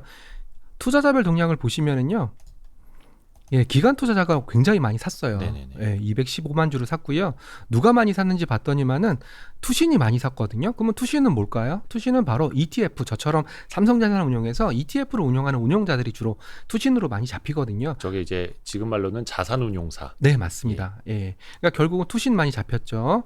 그리고 연기금도 많이 잡혔습니다. 이 연기금은 제가 아까 우정사업본부도 연기금이다라고 말씀드렸지만 본질적인 연기금은 우정사업본부가 아니라 국민연금. 원래 현물을 많이 사는 제일 큰 손은 그러니까 국민연금은 제가 뭐 방송에서도 여러 차례 말씀드렸는데 이 코스피 200을 추종하는 대표적인 자금이거든요. 그렇죠. 그래서 국민연금도 많이 샀다. 그리고 사모펀드도 좀 많이 샀는데 이거는 뭐 저도 뭔지는 잘 모르겠지만 뭐 이런 것들을 봤을 때는 확실히 카카오뱅크 같은 경우에는 오늘 뭐 ETF라든지 아니면 코스피 200을 추종하는 국민연금이라든지 이런 쪽에서 많이 산 거다. 이렇게 해석을 하시면 됩니다. 자, 삼성전자를 볼게요. 랠리님이 조용할 때 다시 볼게요. 아이들 밥 차린다고 정신없네요. 아 맞아, 지금 이제 저녁 준비하실 시간인데. 네, 삼성전자 같은 경우에는 뭐 보시는 바와 같이 금융투자가 좀 많이 팔았습니다. 오늘 금융투자가 전반적으로 프로그램 매매를 이용해서 매도를 많이 했기 때문에 금융투자가 많이 팔았던 것은 이 프로그램 매매에 가장 직격탄을 받았다라고 생각하시면 되고요. 네. 예, 투신 같은 경우에도 조금 사긴 했는데 연기금 같은 거 제가 연기금 아까 뭐라고 말씀드렸었죠? 코스피 200을 추종하는 대표적인 투자 자금이라고 말씀드렸지 그렇죠. 않습니까? 결국은 카카오뱅크나 크래프톤 같이 큰 종목들이 들어오면서 얘들은 그 비중 일부 그 삼성전자의 비중을 그만큼 깎아내린 거예요. 그래서 이런 걸 보시면서 많이 빠졌다. 뭐 이런 걸 보시는 것도 중요하지만 투자 주체들 중에서 누가 어떻게 팔았는지를 보시면서 그 종목이 빠진 이유를 추정하시는 게 좋아요. 이런 걸 보시면서 아니 많이 빠졌다라는 걸 보시는 것도 중요하겠지만 누가 많이 팔았기 때문에 많이 빠졌나 이런 내용까지 보시라는 거죠. 금융투자가 많이 팔아서 많이 빠졌다 이런 건 저는 사셔도 된다라고 생각하는 게 금융투자는 일종의 뭐 프로그램 매매라든지 아니면 이렇게 시스템적인 매매를 선호하는 투자 주체다 보니까 오늘은 내마녀의 날 때문에 빠졌다라고 보실 수 있는 거거든요. 그러니까 정말 뭐가 안 좋아서 안 좋은 게 아니라 그러니까 시스템적으로 기계적으로 사고 판 거기 때문에 이런 많이 빠진 종목이라면 저는 앞서 말씀드렸던 것처럼 금융투자는 뭐 한도 끝도 없이 파는 게 아니라 판 만큼 또 차익 매수를 통해서 들어올 수도 있는 그런 메커니즘이 작동을 하거든요. 그래서 뭐 좀 투자자별 동향을 좀 보시면서 같이 누가 많이 팔아서 빠졌지? 외국인이 많이 팔아서 빠졌다? 뭐 그러면은 저는 뭐 이거는 펀더멘탈이랑 영향이 있을 수도 있다라고 생각을 하지만 방금 설명드렸던 것처럼 뭐 금융투자가 좀 많이 팔아서 삼성전자처럼 이것 때문에 많이 빠졌다. 뭐 이런다면 뭐 연기금도 마찬가지입니다. 연기금도 팔고 싶어서 팔았다기보다는 오늘 뭐 삼성전자, 그 카카오뱅크나 크래프톤 이런 종목들이 편입됨에 의해서 코스피 200 내 비중을 조절하기 위해서 삼성전자를 팔았을 가능성이 굉장히 높다라고 보고 있기 때문에 뭐 이런 것 때문에 많이 빠졌다면 저는 이러면은 과감하게 사도 되지 않을까 그렇게 생각하고 있습니다. 하나만 더 질문 드릴게요. 그러면 어쨌든 간에 코스피 200 내에서 사고 파는 거기 때문에 삼성전자를 파는 금액만큼 카뱅이나 크래프톤을 샀을 거 아니에요? 네, 그렇습니다. 그럼 플러스 마이너스는 제로 아닐까요? 금액으로 놓고 보면은 그게 아닌가요? 그 전반적인 그 코스피 200을 다 복제하는 투자자 입장에서 제로죠. 근데 우리 같은 경우에는 이 코스피 200을 다 복제하는 게 아니라 그 중에 특정 종목만 매매하시지 않습니까? 그러니까 그런 분들은 제로가 나올 수가 없죠. 똑같이 200개 종목을 그대로 복제하는 게 아니라 그렇죠. 뭐 비용 때문에라도 한 100에서 150개 정도로 그 코스피 200 효과를 내기 때문에 그게 딱 일치하지는 않을 수가 있는 거네요. 그리고 어차피 그 사람들은 그 코스피 100이라는 바스켓을 복제하는 게 목적이지 또 거기서 발생하는 수익률을 다 맞춰야 된다 이런 것까지는 목적이 아니거든요. 그렇구나. 야, 오늘 이렇게 중요하면서도 어려우면서도 하는 이제 강의를 많이들 듣고 계셔서 우리 셀고님이 주린이지만 열심히 듣고 있습니다. 저장시켜 놓고 다시 보겠습니다. 우와. 또 유니님은 두고두고 돌려볼 강의네요. 감사합니다. 라고 하셨고. 자, 그래서 이제 뭐 거의 뭐 마무리 시간이 돼가는 것 같은데요. 이제 보실 때는 뭘 보셔야 되냐면 첫 번째는 뭐니 해도 선물 12월물입니다. 이 가격을 좀 보세요. 자, 이제는 12월물입니다. 12월물이 근월물인데 가격을 보세요. 여기 보시면은 당장 베이시스라는 놈이 보이시죠? 베이시스라는 것은 선물 가격에서 현물 가격을 뺀 요 값인데 여기서 배당액 지수도 잠깐 보세요. 배당액 지수를 감안해야죠. 배당액 지수를 차감하기 때문에 배당액 지수만큼 디스카운트를 시키는 거임에도 불구하고 거의 마이너스 0.8포인트가 마이너스가 나오고 있어요. 지금 그게 배당액 지수를 차감한 건가요? 지금 407.6이가? 예, 이거는 시장에서 거래되는 가격인데요. 네. 요 배당액 지수라는 것은 이론가를 계산할 때 여기 이론가라고 적혀 있지 않습니까? 네. 예, 배당액 지수를 차감해서 계산된 이 선물 이론가가 407.6포인트라는 겁니다. 아하. 407.6포인트 빼기 407.28포인트니까 정상적인 상황이라면 이 베이시스는 플러스 한 0.4 정도가 나와야 정상적인 상황입니다. 그거를 감안하고 본다면. 네. 근데 마이너스 0.8이 나온다는 것은 그만큼 누군가 선물 매도하고 있다. 또는 선물 시장 쪽에서 굉장히 안 좋게 보고 있다라는 의미입니다. 그렇죠. 지금 이제 최근월물이 12월물 됐으니까 네. 12월물이 최근월물이 된 9월 9일부터 선물을 조금 더 안 좋게 보는 현상들이 나타나고 네네네. 있다. 그래서 이 방송을 보는 시청자분들이라면 다른 거 기억하실 필요 전혀 없습니다. 예, 시간 동안 얘기해놓고. 이 가격이 마이너스 폭이 좀 줄어드는지 아니면 마이너스 폭이 더 확대되는지, 예, 마이너스 베이시스요, 베이시스. 네, 베이시스입니다. 요거를 먼저 보셔야 되고요. 네. 두 번째로는 이거 보기 귀찮아. 난 정말 이거 평생 안 볼 거야. 그런 분들은 뭘 보셔야 되냐면 금융투자입니다. 금융투자. 수급. 예, 금융투자. 네. 예, 참고로 NH증권 HTS에서는 7809를 치시면 됩니다. 네. 이 금융투자가 이 차익거래에서 매수를 하는지 아니면 매도를 하는지 보셔야 되는데요. 요거는 앞서 말씀드린 베이시스랑 연동이 되는 건데, 베이시스가 플러스로 가게 되면 이 차익거래에서 매수가 들어올 겁니다. 그리고 베이시스가 마이너스가 되게 되면 이 차익거래에서 매도가 나올 겁니다. 예, 그렇기 때문에 베이시스 보기 귀찮아. 그러면 이 금융투자가 매수를 하는지, 여기는 차익거래입니다. 아니면 매도를 하는지, 요거 방향성만 보세요. 만약에 제 말이 맞다면 내일부터 금융투자 쪽에서 차익거래는 좀 매도가 나올 가능성이 있다라고 보여지는데요. 베이시스가 안 좋아지고 있으니까. 매도가 나온다면 시장 그렇게 썩 좋지 않구나, 뭔가 찝찝하구나, 그렇게 생각을 하시면 될 것 같습니다. 말 그대로 현물과 선물의 차이인 베이시스를 가지고 요걸 가지고 이제 따먹는 게임이 차익거래이기 때문에 요거는 어느 HTS든 수급, 프로그램 매매 이렇게 보시거나 아니면 프로그램 매매의 수급 이렇게 이제 나오는 창들이 다 있으니까 그 메뉴창에서 뭐 프로그램 매매 아니면 프로그램 수급 뭐 이렇게 아마 그러면 이것도 귀찮다. 나 이것도 귀찮다. 그러면은 뭐 그냥 방법이 또 있는데요. 네네네. 네. 아까 보여드렸던 것은 뭐 투자 주체별로 어떻게 프로그램 매매를 했는지 보여드렸던 거고요. 이거는 통으로, 투자 주체 상관없이 통으로 보여드리는 건데요. 네. 여기 보시면은 여기 차익거래, 비차익거래 적혀 있고요. 이 차익거래 쪽에서 여기서 매도가 찍히는지 아니면 차익거래 쪽에서 매수가 찍히는지 요거를 보시는 것도 좋은 참고 지표가 될 수 있을 것 같고요.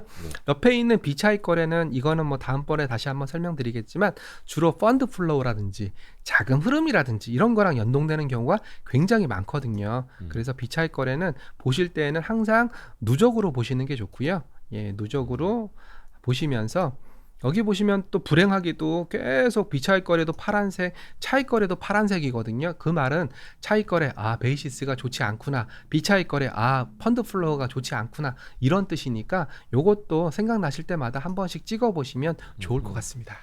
크레이지빵님 감사합니다. 아무것도 모르지만 중요하고 좋은 내용 감사드립니다. 네네네. 예, 너무 고맙습니다. 그리고 아신님께서는 앞으로도 계속 강의해 주세요. 네네네. 그럼 이제 만기일마다 저기 스케줄 비워 놓으시는 겁니까? 네네네. 만기날마다 제가 반복적으로 여러분들 귀에 이제 귀딱지가 맺을 정도로 계속 반복적으로 설명드릴 거고요. 네. 그리고 뭐 계속 말씀드리지만 삼성전자 보실 때 항상 투자자별로 보시고요. 오늘 같은 날, 오늘은 만기일이기 때문에 자, 오늘 같은 날 뭐 외국인들 이거 보시면 좋겠지만 외국인들은 분명히 오늘 같은 날 샀어요, 삼성전자를. 이거는 내만여의 날에 따른 부정적인 효과가 외국인들 눈에는 싸게 살 수 있는 기회네 라고 받아들여졌을 가능성이 높다라고 판단하고 있습니다. 그리고 금융투자가 매도한 것은 삼성전자가 미워서 매도한 건 아니고요. 앞서 말씀드렸던 차익거래 포지션을 청산하는 과정에서 코스피 200 바스켓이기 때문에 삼성전자를 가장 많이 때린 거고요. 그리고 연기금 같은 경우에도 코스피 200을 추종하는 투자자이기 때문에 그래서 리밸런싱 과정에서 좀 때린 거기 때문에 저는 뭐 이런 식으로 보시는 게 오히려 좀 효과적이지 않겠냐. 많이 놀라셨겠지만 네. 저는 그렇게 좀 설명을 드리고 있습니다. 이거는 네. 하이닉스도 마찬가지입니다. 하이닉스도 시가총액 2등 종목이기 때문에 그렇죠. 비중이 크니까. 예. 하이닉스도 오늘 보시면 하이닉스는 좀 팔았습니다. 하이닉스는 좀 외국인들이 좀 팔았지만 의아할 정도로 뭐 많이 팔았다라고 보이지 않고요. 네. 예, 아니나 다를까 금융투자에서는 하이닉스를 엄청나게 때렸습니다. 그러네요. 예, 그리고 연기금 볼까요? 예, 연기금도 뭐 당연히 하이닉스 매도가 좀 나왔습니다. 이거는 뭐 하이닉스가 펀더멘탈이 부러졌다, 펀더멘탈이 훼손됐다라기보다는 오늘은 내 마녀의 날이었기 때문에 기계적인 프로그램 매도에 의해서 좀 이런 수급적인 현황이 나타났다. 이렇게 좀 설명드리겠습니다. 좋습니다. 셀고님 고맙습니다. 셀고님도 그렇고 많은 분들이 이제 또 응원을 해주고 계십니다. 참고로 사실 우리 지금 최창규 본부장님이 지금은 이제 파생 담당 애널리스트가 지금은 아니시고 네네네. 예, 불과 몇 개월 전? 한 3개월 전입니다. 예. 지금은 삼성자산운용에서 네. 여러분이 익히하시는 그 코덱스 ETF, 네. 그 코덱스 ETF 이제 컨설팅하고 계시는 본부장님인데, 맞다. 이거를 그러면 네. ETF로 네. 우리가 뭐 투자를 하거나 네. 이용을 하거나 기회로 삼는다면은 뭐 어떤 방법이 있는지도 팁을 주시면 좋을 것 같은데. 예. 굉장히 좋은 질문 주셨는데 잠깐만 네네. 보겠습니다. 주식. 특히 이제 코덱스 쪽에는 원체 유명한 게 코스피 200, 그죠? 네네네. 코덱스. 자, 여기서 코스피 이제 200. 뭘 보셔야 되냐면요. 예, 코덱스 200을 보겠습니다. 네. 자, 여기 보시면은 이건 ETF 현재가 화면이고요. ETF 현재가 화면을 보실 때는 뭐 다른 거 보실 필요 없이 여기서 삼성 그 구성 종목 PDF라고 되어 있는데요. 그렇죠. 항상 ETF는 구성되고 있는 종목을 전일에 공시를 하게 돼 있습니다. 여기 보시면 제가 삼성전자부터 하이닉스 그리고 비중까지 나옵니다. 비중이 그렇죠. 제가 삼성전자를 목 놓아 외쳤던 게 이 코덱스 200에서 28.6%를 들고 있기 때문입니다. 그리고 하이닉스가 4.7% 그리고 네이버 카카오도 4% 3% 이 네 종목만 합쳐도 대략 비중이 한 40% 50%. 그러네요. 예, 그 정도인데 뭐 네이버 카카오 말씀 안 드려도 알고 계시고요. 네. 그리고 하이닉스 내일 아마 PDF를 보시면은 뭘 보셔야 되냐면 카카오뱅크랑 크래프톤이 몇 퍼센트 비중으로 들어왔는지를 확인해 보십시오.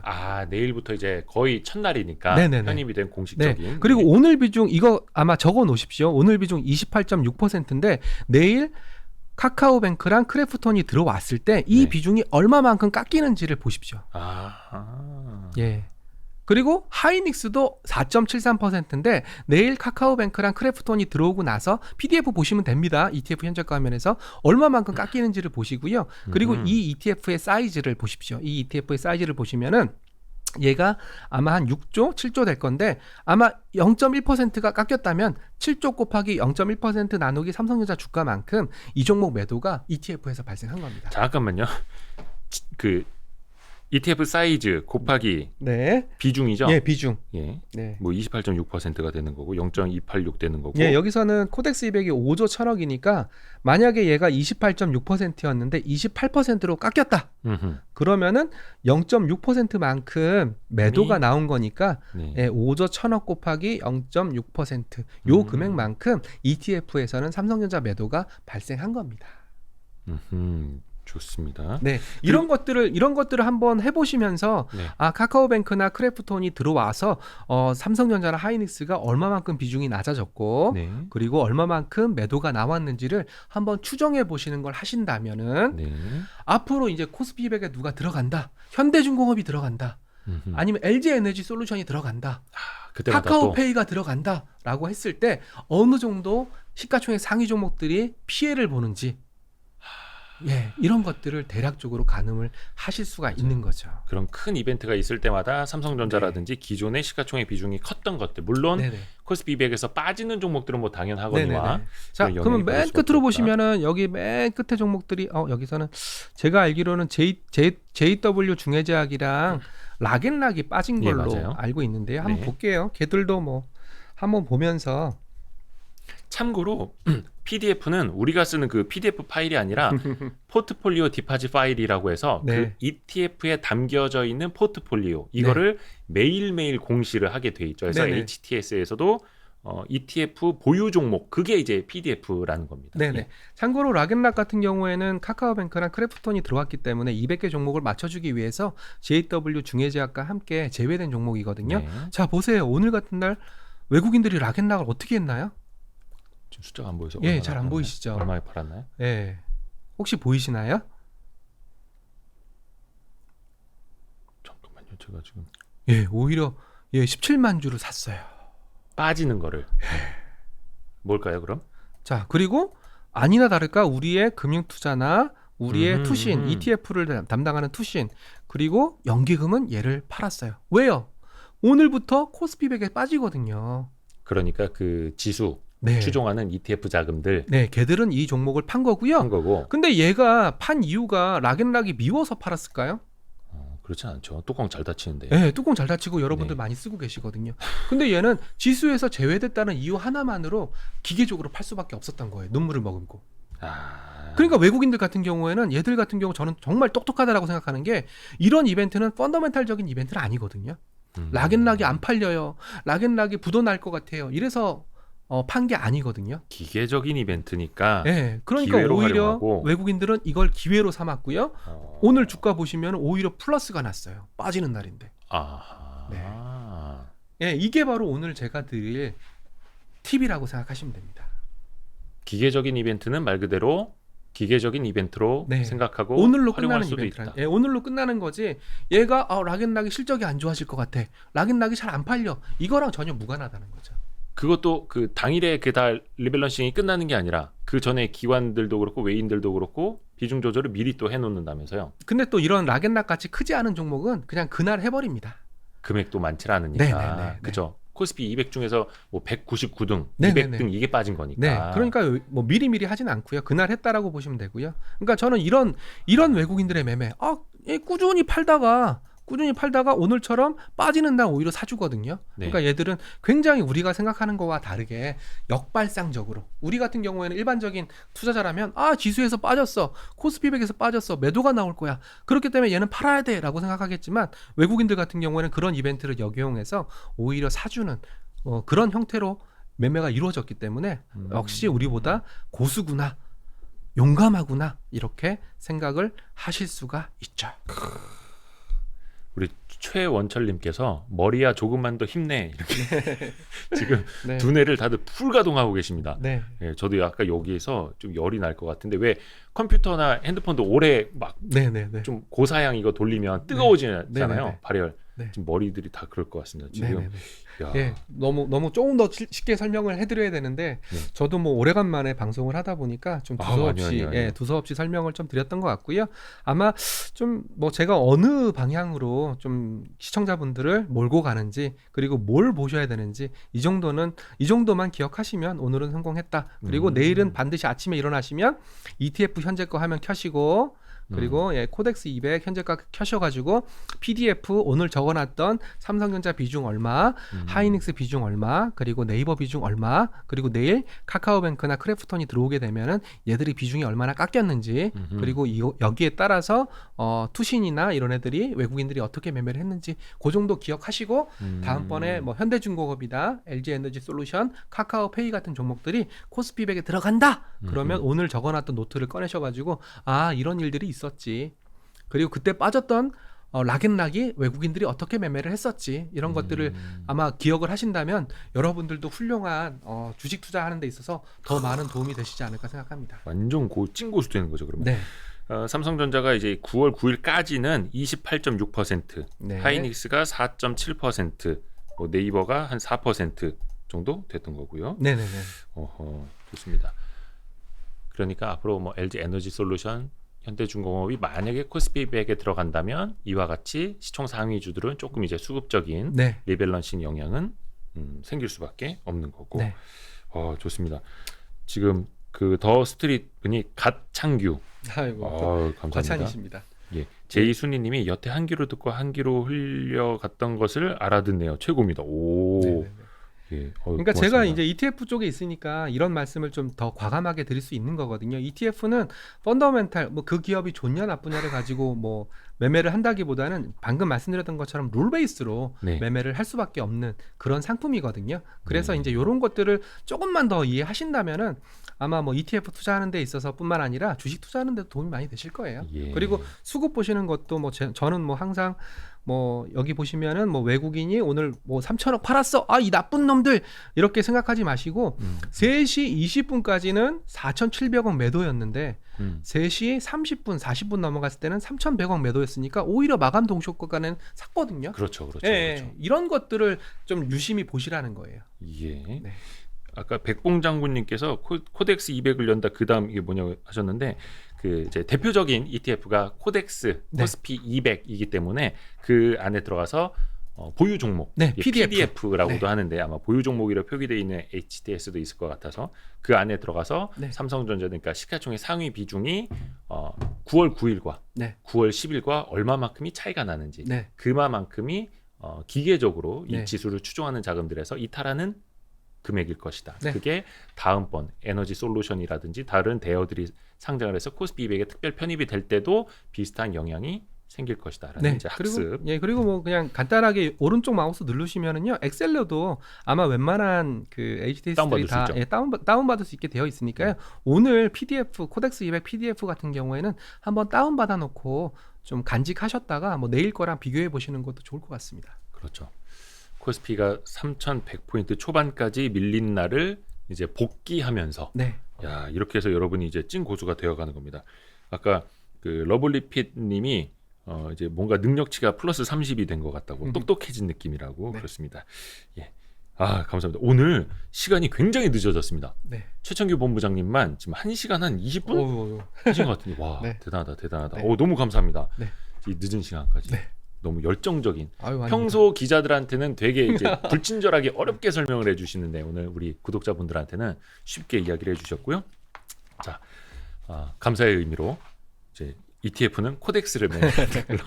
네. 자, 코덱스 이제 뭐라 해야 되나 이제 저 컨설팅 본부장이신 네. 삼성자산운용의 최창규 본부장님이 지금 거의 1시간 반 가까이 수고를 해주셨습니다. 너무 감사합니다. 아유, 감사합니다. 예, 같이 이제 우리 시청자분들한테 인사해드리고 네. 보내드리겠습니다. 네. 여러분 고맙습니다. 예, 감사합니다. 예, 고맙습니다. 여러분 네. 감사합니다. 고맙습니다. 저녁 맛있게 드세요. 네.